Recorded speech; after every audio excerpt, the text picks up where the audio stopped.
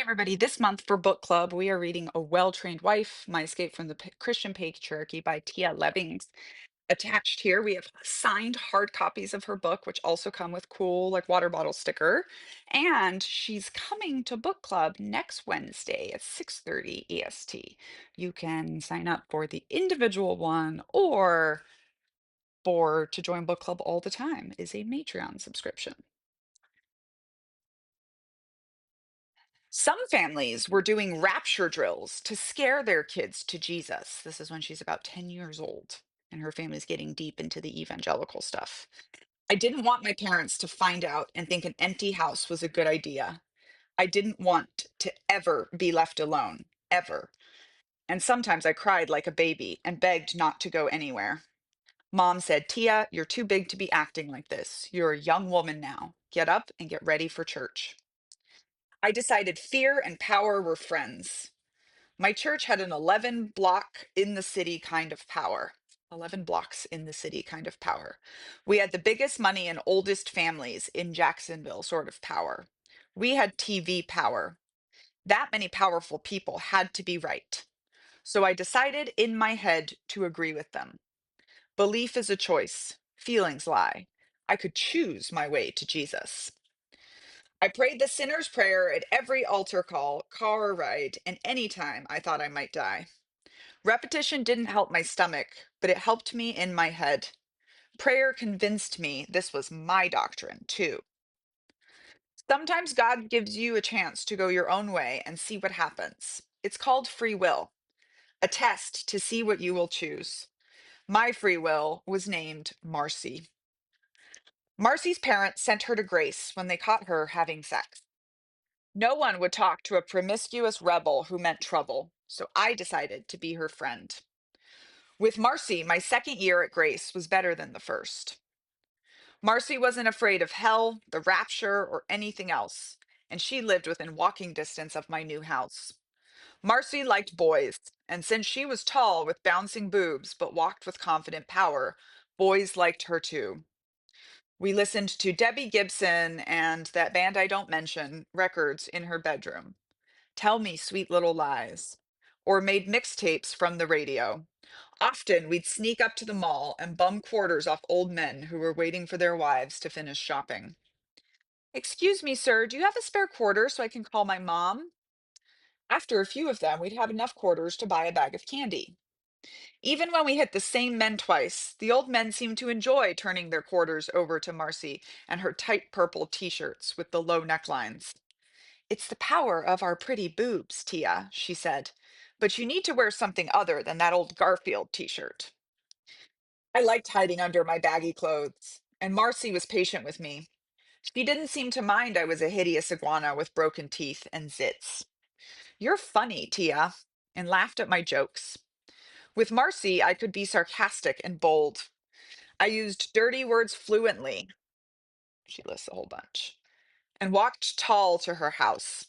With Marcy, I felt like I might even have some effing power of my own. Maybe it was okay to go my own effing way. Perhaps I didn't need to worry so much about sin and God and the rapture. When I was with Marcy, my stomach didn't hurt. Beside the mall, Marcy and I often went to the library, especially once school let out for the summer. I devoured Flowers in the Attic, The Diary of a Young Girl, Wuthering Heights, and fried green tomatoes at the Whistle Stop Cafe. The girls in the books I loved had voices and opinions. They were brave on the inside and behaved only enough on the outside. They didn't pretend. Marcy and the heroines like, made the rapture feel like fiction. And I loved our rebel hearts. Maybe I was wrong about wanting to blend in and belong. Maybe being the heroine of my own effing story was better. Some days we didn't go to the library or the mall because Marcy wanted to see a boy. My role was to stand guard outside their houses in the summer heat while Marcy gave out BJs. Later, she coached me on her deep throat tricks with a banana, which made me gag. When it's over, make sure you spit it out, she said. I didn't want to ask what it was. Bored in her role as teacher, Marcy decided the best way to fix our inequality was to get me a boyfriend. Then we can hang out together, she said. She is, Marcy. I didn't know that we might not, I said. She laughed, but I didn't. With Marcy, I belonged. I didn't want to get kicked out and lose my only friend. Marcy knew an older boy already in high school who might take me. She arranged for him to meet us at the school pool. Troy was 16, doughy, with thin brown hair.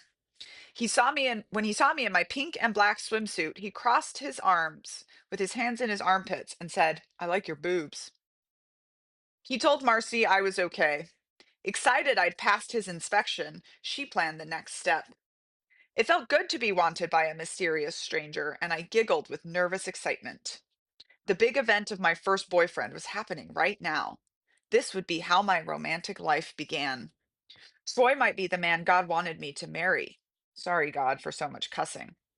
Troy might be my Gilbert Blythe, my Almanzo Wilder, my 007. Maybe he'd wear cologne. My favorite was Eternity for Men, and I always got a sample at the mall. Hey, it's not going to go well and is going to get a little bit violent when she tries to leave.